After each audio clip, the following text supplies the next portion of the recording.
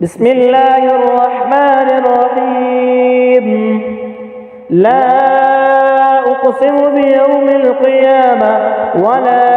أقسم بالنفس اللوامة. أيحسب الإنسان أن لن نجمع عظامه بلى قادرين على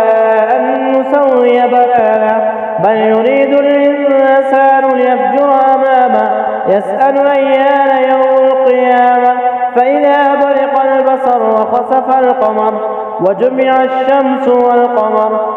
يقول الإنسان يومئذ أين المفر كلا لا وزر إلى ربك يومئذ المستقر ينبأ الإنسان يومئذ بما قدم وأخر بل الإنسان على نفسه بصيرا ولو ألقى معاذيرا لا تحرك به لسانك لتعجل به إن علينا جمعه وقرآنه فإذا قرأناه فاتبع قرآنه ثم إن علينا بيانه كلا بل تحبون العاجلة وتذرون الآخرة وجوه يومئذ ناظرة إلى ربها ناظرة ووجوه يومئذ باسرة تظن أن يفعل بها فاقرة كلا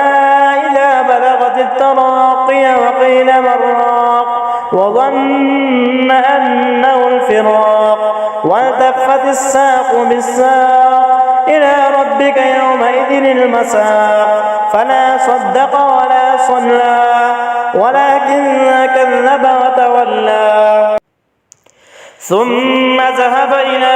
أهله يتمطى أولى لك فأولى ثم أولى لك فأولى أيحسب الإنسان أن يطمك سدى ألم يكن نطفة من مني يمنى ثم كان علقة فخلق فسوى فجعل منه الزوجين الذكر والأنثى أليس ذلك بقادر على أن يحيي الموتى